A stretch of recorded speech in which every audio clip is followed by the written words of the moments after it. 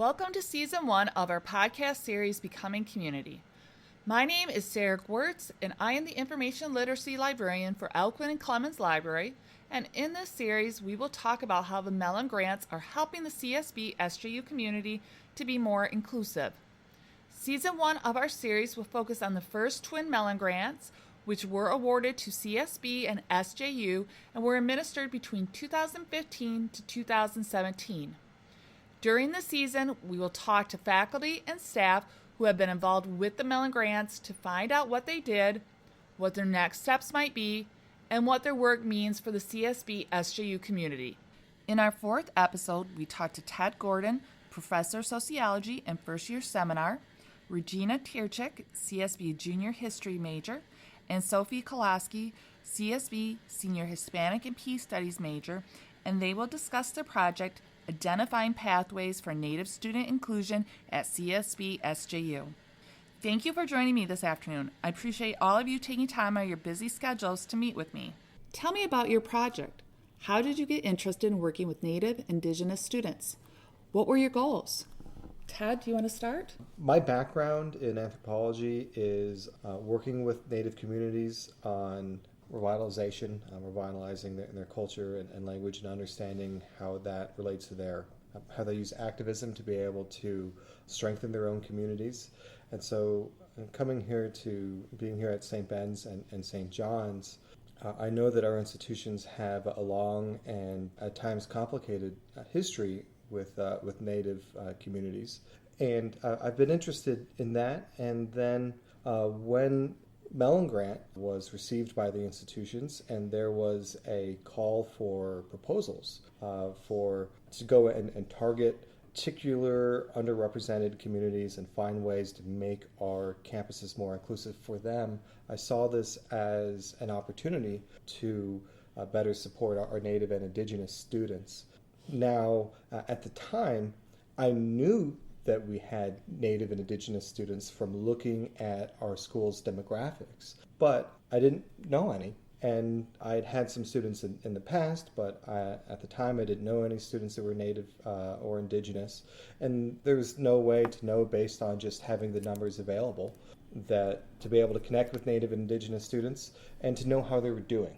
The literature on Native and Indigenous students in higher education suggests that they're among the more vulnerable student populations, and that there's a lot that institutions can do to be more proactive and inclusive in supporting them. But we had no idea how our students were doing here, and I had no way of necessarily knowing any Native or Indigenous students at the time.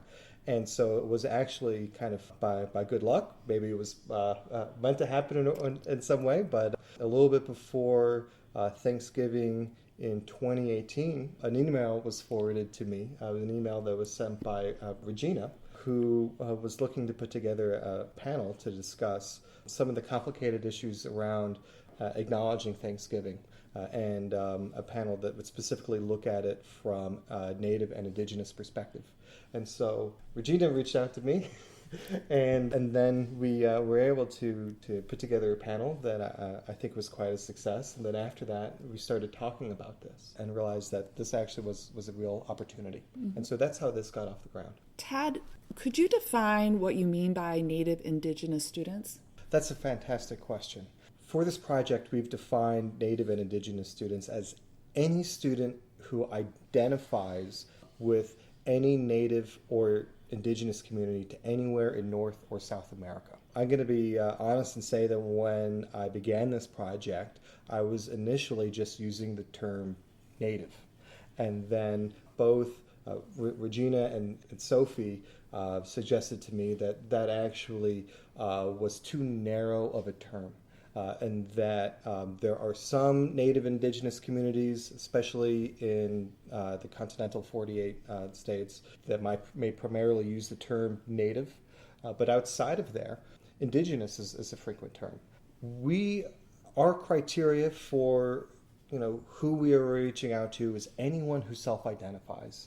And then through the process of interviewing, those students are then asked about how do they identify? What is the particular connection that they have? What were your goals for this project? Our goals are to make St. Ben's and St. John's more inclusive for Native and Indigenous students. Regina and Sophie, can you tell me why you wanted to participate in this study?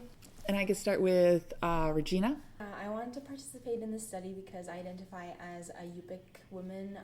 Yupik people come from the southwest coast of Alaska, or not coast, but southwest region of Alaska. I'm from the coast.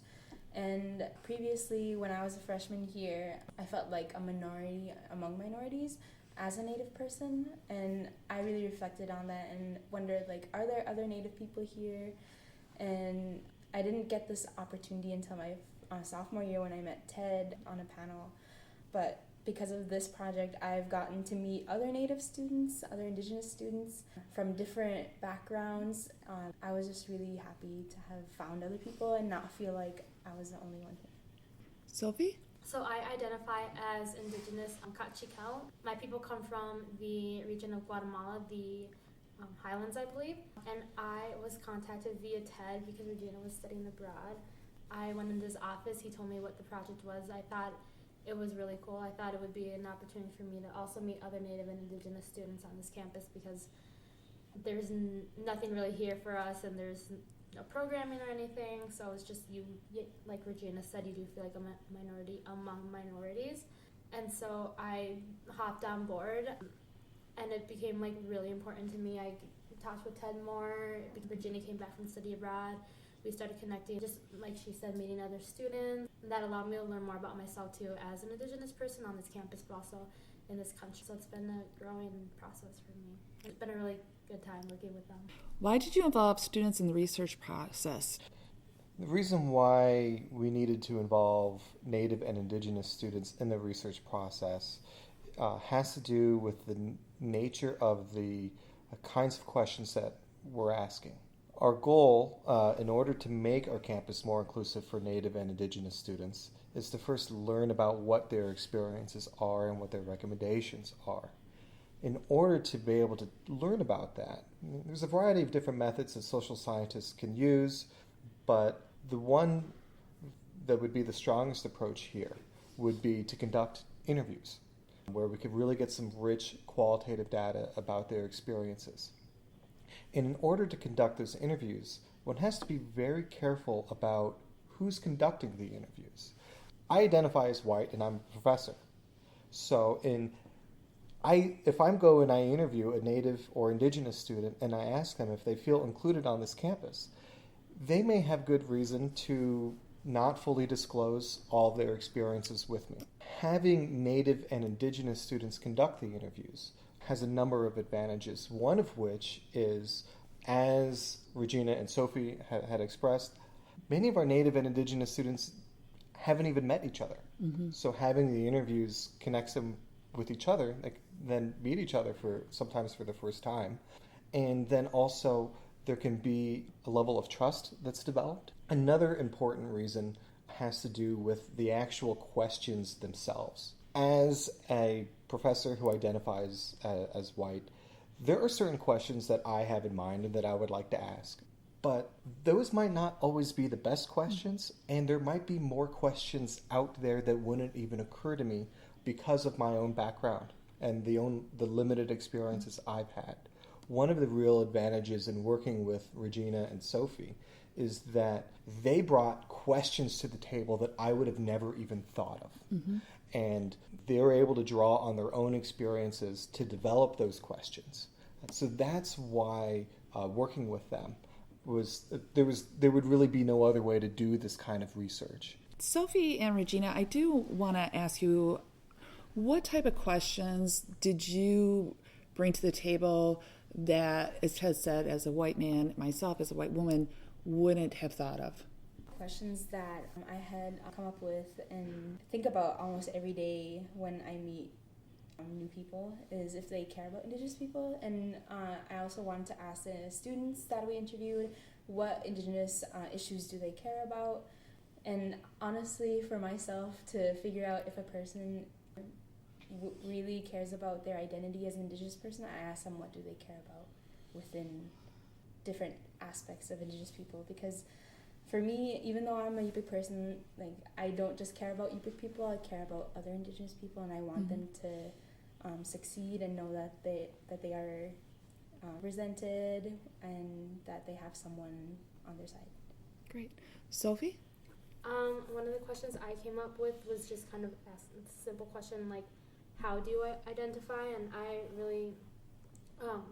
was really intentional with that language of saying how instead of what, because I think the word what kind of implies that there's only like one or two ways to identify, but I come to believe through my personal life experiences that identity is a multifaceted thing. There's many things that play into identity that intertwine and weave in with each other to create a unique identity of a person. So I think the word how kind of, it strays away from one or two things, and it allows the interviewee to respond however they want to and to say however many things they want to. Yeah, that's great. It's true. I think we all, if somebody said, what do you identify, that's kind of putting it into just one square. Yep. Mm-hmm. Tad, what is the standpoint theory? Why use that theory? Standpoint theory was developed by Sandra Harding, who is a feminist and women's studies professor. And she developed this as a theory and a method of research that understands that marginalized communities have knowledge that other communities don't have because they have different experiences as marginalized people. She developed this first coming out of women's studies with the basic premise that there are things that men don't experience, that women experience, and that means that women have knowledge of that experience that men don't necessarily have. And in her theory, the idea is that experience of being part of a marginalized group can give a distinctive kind of knowledge, and that knowledge can then be turned into action. That knowledge can then be used to change the system of inequality itself to make it more equal. And so what that means as a professor who identifies as white and who works with serving Native and Indigenous communities, that there are lots of things that I don't experience, that I will never be an expert in, and that it is the Native and Indigenous people that I work with that are the experts in their own experiences. Mm-hmm. How this relates to our research is twofold.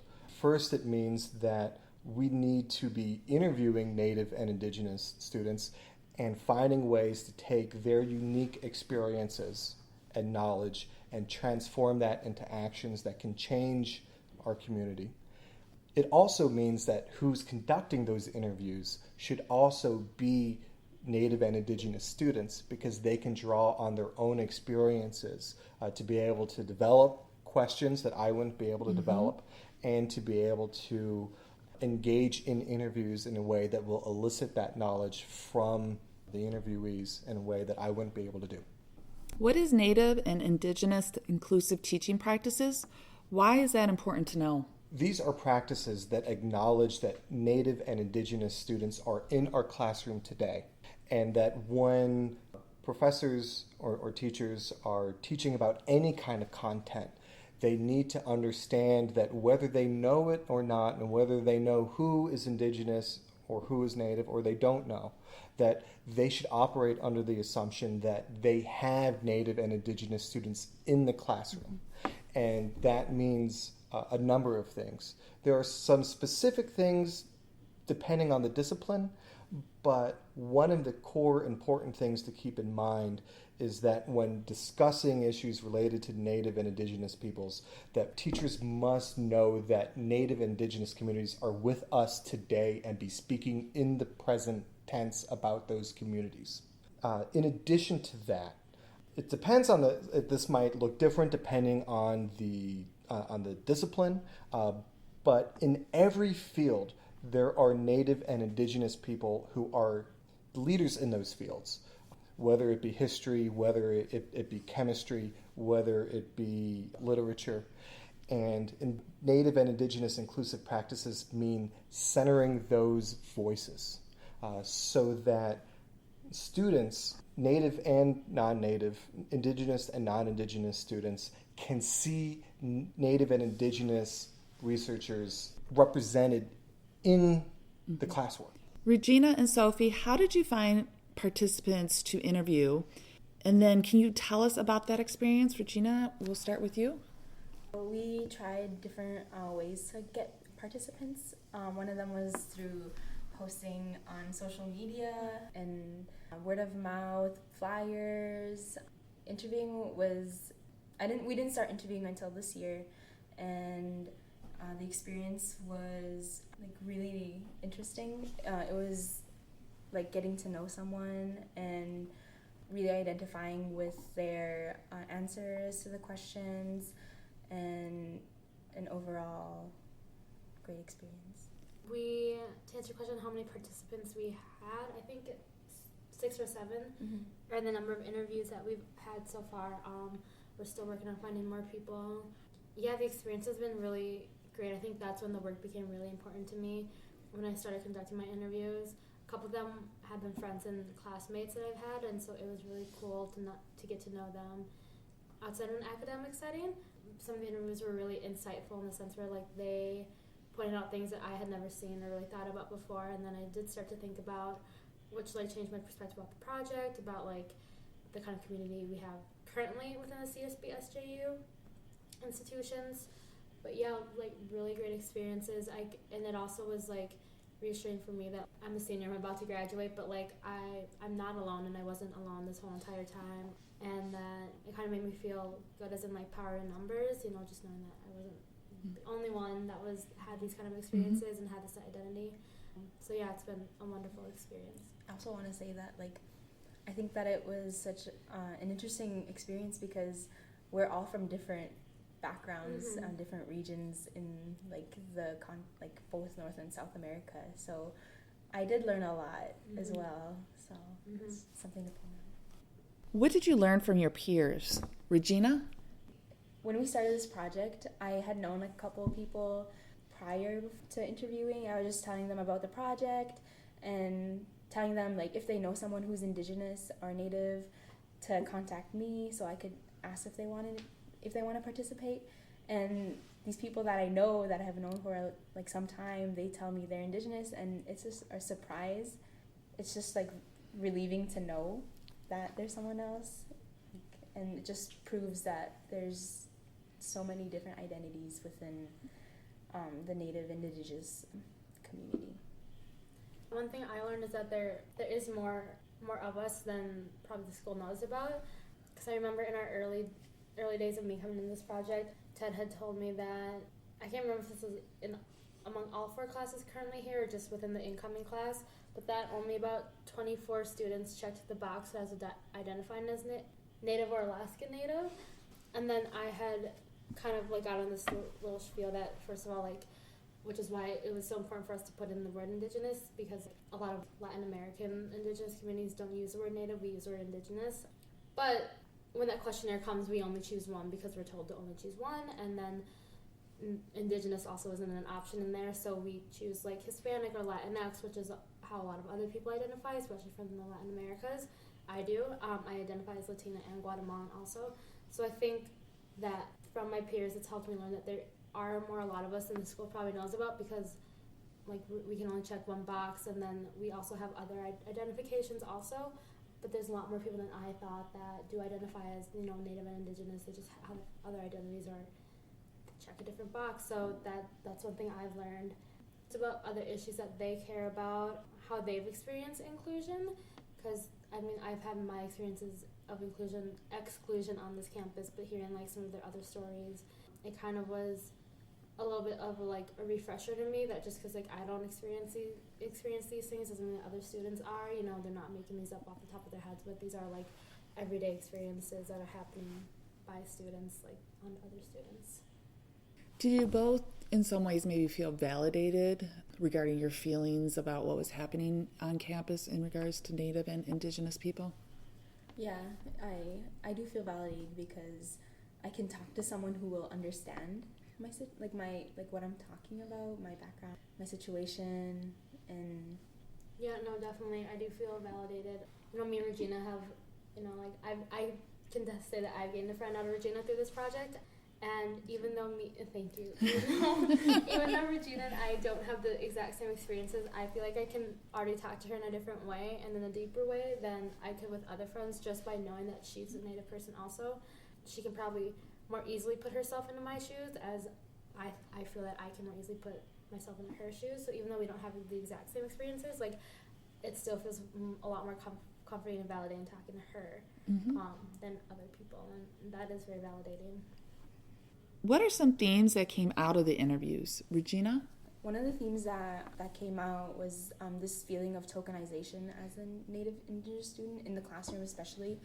A lot of students felt like their professors or classmates would ask them to explain something for the entire Indigenous or Native community. So it makes us or myself feel like I'm representing everyone else who identifies as Native or Indigenous when I'm not. I only truly know about my background. I don't know about everybody's background. Sophie? Yeah, to add on the tokenization, you did a really good at explaining it, but yeah, sometimes I think I myself and I think other Native Indigenous students feel like we're put on a pedestal sometimes, put under a microscope in the spotlight, which is at times fine. I take pride in talking about my Indigenous identity, putting the awareness out there that, like, we're not just the people of the past, but we are a very present people over here.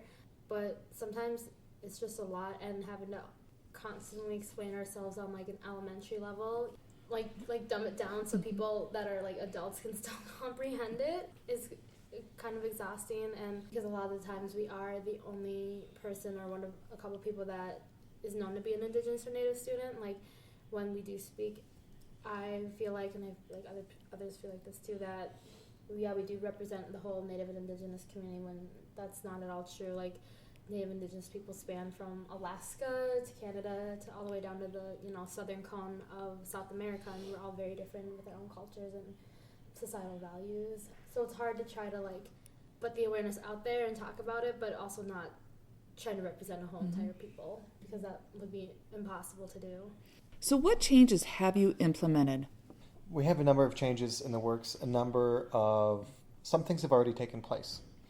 There's even more work to do.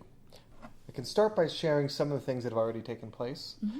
One event that I'm really excited about was that on February 5th of this year, we were able to host a panel through the McCarthy Center, a panel that featured Native leaders from tribes throughout Minnesota come and speak. And it was a well-attended event that got a lot of people very excited about Native and Indigenous issues. And so to be able to have something at that high level of visibility was very exciting. Some other changes that are taking place here. I am excited to announce, actually for the first time here, I haven't even shared this with you yet, that... an exclusive podcast, listeners. That St. Cloud State has hosted a powwow for the last 25 years. And St. Cloud State has decided that this powwow should now be really a community that should involve a partnership of educational institutions throughout the region. And so this involves St. Cloud State, it involves St. Cloud Technical and Community College, it includes the School District 742, and it now also includes the colleges St. Benedict and St. John's University, that we are now partners in the multi-education institution powwow planning committee. And yay! So we will be involved in planning the powwow going in the future, and at a certain point that we may have an opportunity to actually host the powwow here at St. Ben's and St. John's. Oh, that would be amazing. So I'd come back to campus for that. Yeah, I was about to say. Sophie, let's plan the trip. So that is one thing that I'm very excited about. There have been a number of partners on campus that have reached out to us with a number of different ideas for ways in which we can increase the visibility of Native and Indigenous students. And St. Ben's and St. John's libraries are planning to have a display in the Learning Commons next spring that will feature the history of the boarding schools at our institution. Wow, That's very so cool. awesome. That's so public. And Yeah. so, Yes. Awesome. so That's we, Yes. awesome. That's what we wanted. Yeah. we will actually have a visible recognition of the history of Native American boarding schools on our own campuses here. History that That is exciting. had really been pretty hidden before. And next year, the focus of the Peace Studies Conference will be on Native American and Indigenous resilience and empowerment through education. And so those are some of the ways in which we are increasing the visibility of Native and Indigenous issues on our campuses, increasing opportunities for students to learn about that, and increasing the recognition of our institution's own complex history. What are your next steps with this project? Sophie, do you want to start? Me and another Native student, her name is Belen. Belen, thank you. I want to pronounce that right. Bayon. We've both reached out to Brandon Woodard as to how to get a Native and Indigenous club started.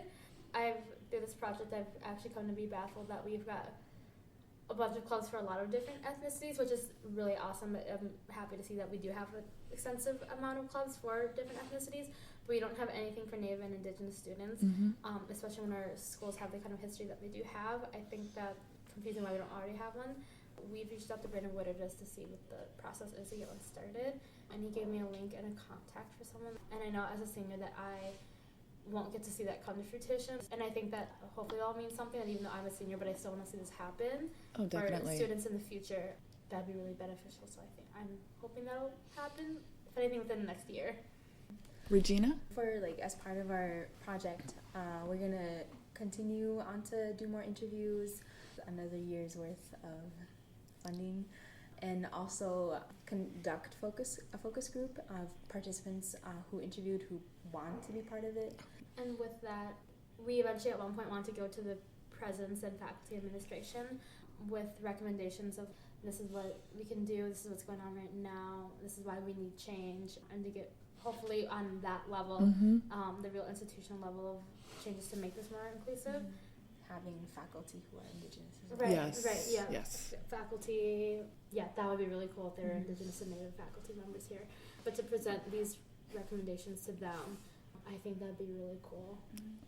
Ted, is there anything that you want to add in regards to what your next steps will be? One of the next steps that we're working with our administration on is to be able to provide classes that focus on Native and Indigenous histories and cultures. Right now, if a student wants to learn about Native and Indigenous cultures, there's no class that they could take.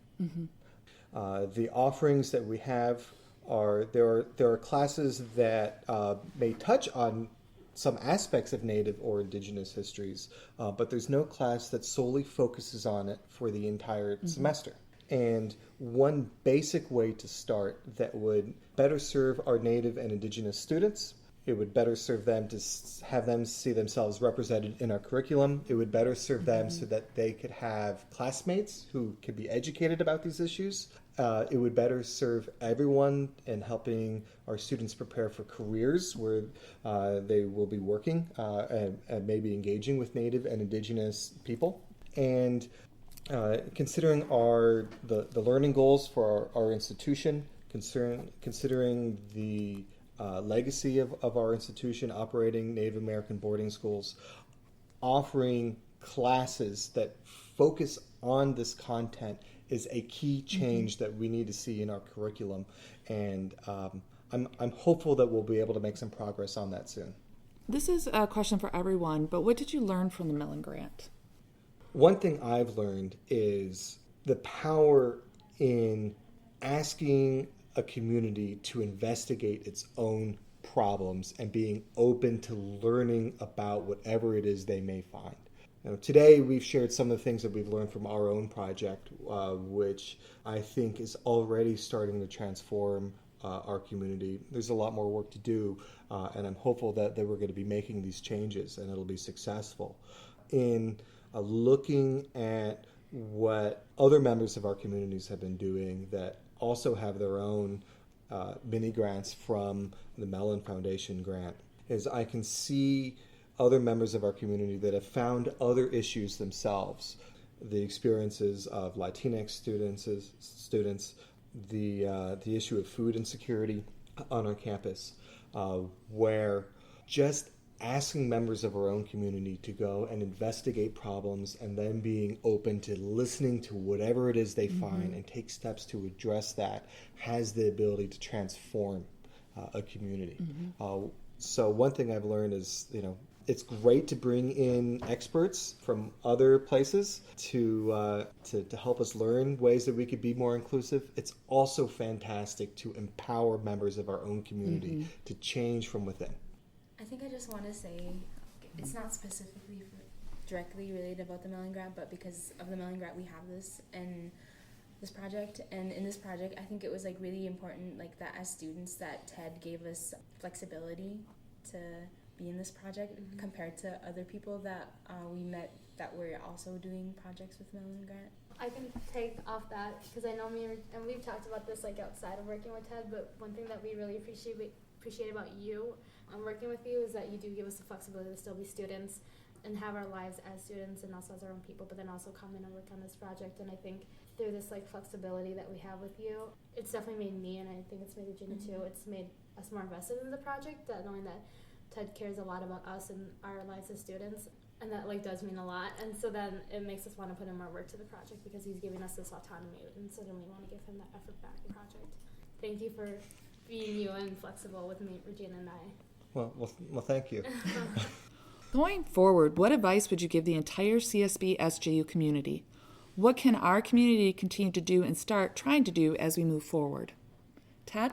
What we can do is realize that we have in our community such a wide range of experiences, of backgrounds, of skills, that what we have in our own community already is everything that we need to transform ourselves. And we've seen this from some of the different Mellon projects, the ability to come together and ask, what questions do we want to solve? And then what are the different kinds of skills that we have? Not just what are the professors experts in, but what are the students experts in? What are the skills that our students have? What are the strengths that they have that they can bring to the table to help address some of these issues? Because then when we take that approach, we then build change from the bottom up, which can actually make a lasting and meaningful change. Sophia, Regina, did you want to add anything? For students and anyone who doesn't know too much about Indigenous or Native people, I know I recently learned that there's a reservation in Minnesota that is quite wealthy. I just want to point out that they're not all like that, and I feel because the schools in Minnesota, that perception might be very popular, and a lot of reservations here are not like that. They are completely different. There's a lot of poverty and different aspects, different things that are brought in by colonization that are used as tools against Native people. So the stereotypes that you hear of Native people having money or being drug addicts or alcoholics or uneducated is all just, it's not a myth, but your perception of Native people has been tainted by stereotypes. And there's things that brought Native people to that point, higher structures that are involved here. Picking back off Regina, just educate yourselves, I think that going through the public school systems that are in place right now, they only give up to a certain level of accuracy, or at least they only give a certain side. And I think definitely as I came into college and then through this project and through other life experiences, I've learned that what I've learned in school isn't the whole entire picture. And then that's what a lot of people go into the world with. Educate yourself, we're definitely we're not people that's from the past. Yes, we were bigger in numbers in the past, but we've been resilient as a people that's in multiple communities. We're still here and we just want our voice to be heard. And kind of going off of Sophie here, of educating yourself, And that goes along with other marginalized groups on campus. If you have a question before asking, like, of course it's all right to ask someone, but if it's like a simple question, you could probably just research it yourself. Just Yeah, putting that's that out, because if you ask someone, it could also make that person feel like they're being tokenized. So just keep that in mind. Do any of you have any book recommendations for our listening audience to help them work toward inclusivity for everyone? Regina? There's a book by the author Roxanne Dunbar Ortiz. Her book titled The Indigenous Peoples' History of the United States. It teaches you more about the history of U.S. in the perspective of Indigenous people rather than by the people who conquered this country. Ted? There actually are two books that I would like to recommend. Both are by Anton Troyer, who is a professor of Ojibwe at Bemidji State. One is The Assassination of Hole in the Day. The other one is Warrior Nation. And both of these books are about the history of Minnesota, and they're about the history of the Ojibwe peoples in Minnesota, as told by a scholar who is Ojibwe himself. And he's able to draw on knowledge and experiences that others don't necessarily have, and he tells a completely different version of the state's history. He explains in a really exciting way how the Ojibwe peoples resisted colonization, the steps they took to still be with us today. And one part about this as well that is maybe exciting for members of our own community is that he also mentions some of the activities of the Benedictines in that. And so we can see a Native perspective of our own history in those books. Thank you, Tad, Regina, and Sophie, for taking time out of your schedule to participate in the Becoming Community podcast. I have learned so much about your project, and I'm excited to see the work continue. Thank you for Thank you having for us. having us. Thank you, Sarah.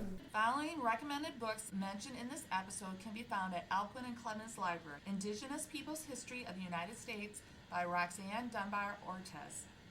Warrior Nation, A History of the Red Lake Ojibwe by Anton Troyer. The Assassination of Hole in the Day by Anton Troyer. Producer, writer, and editor is Sarah Gwertz. This podcast is possible due to the support of Becoming Community, a grant awarded to the College of St. Benedict, St. John's University by the Andrew W. Mellon Foundation. Thank you to the Becoming Community team, Amanda Match Janser, Brandon Woodard, and Anna Mercedes for their support. Podcast recording was done on April 17th, 2019 at College of St. Benedict Clemens Library.